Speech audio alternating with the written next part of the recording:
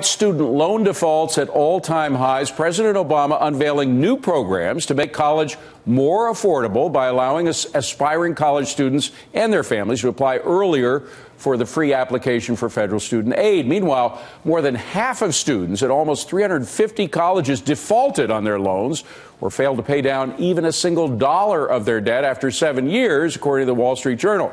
For more, we bring in our own Gerri, Willis, who's been following all this. And with all the defaults, is it really time to make getting a loan easier? No, and I don't think filing earlier is going to get you more money. I mean, this confounds me that something as simple as moving a deadline is supposed to be a big innovation. Right. When we know the real problem is that college costs too much. The price tag is too high. People can't afford it, and they don't really understand the debt that they're taking on. So to that point, the administration came out with something they're calling collegescorecard.ed.gov. That's where you find it.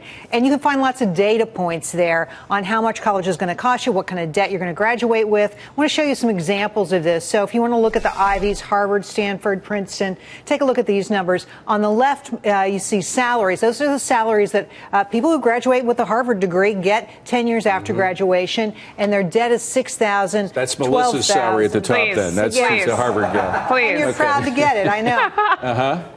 And so let's look at some public schools, because this is an interesting comparison. I picked Miami University of Ohio because that's where I went to school. That's a good school. University of Virginia, University of Northwestern. We chose Northwestern because you went to school I actually there. did graduate work there. I never completed. I dropped out before I got my master's, but that's what I was doing at Northwestern. Okay. When I dropped out, by the way, I found out I had a lot of money I had to pay. Full disclosure.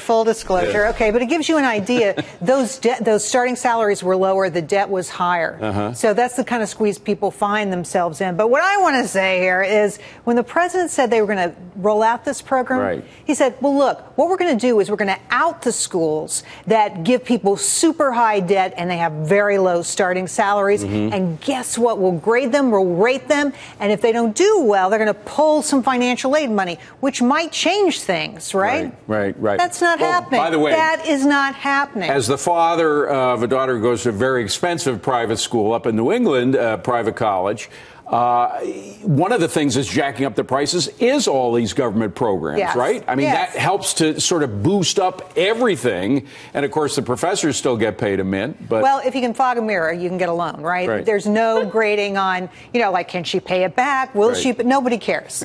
They just give you the money. And when that happens, you get, you run up debt. And that's the very situation we have right here. Now, I was saying that the administration said they would try to hold these institutions' feet to the fire. That's not happening, David. No. They have backed away from that claim entirely. In it together. And can I make one other point? Quickly. Most of this information is available from other resources, private resources, Princeton Review, U.S. News and World Report. So what we got for all this money we spent? The only Ivy Leaguer I trust is Melissa Francis. The only one. The only one. Gerri, thank you very much.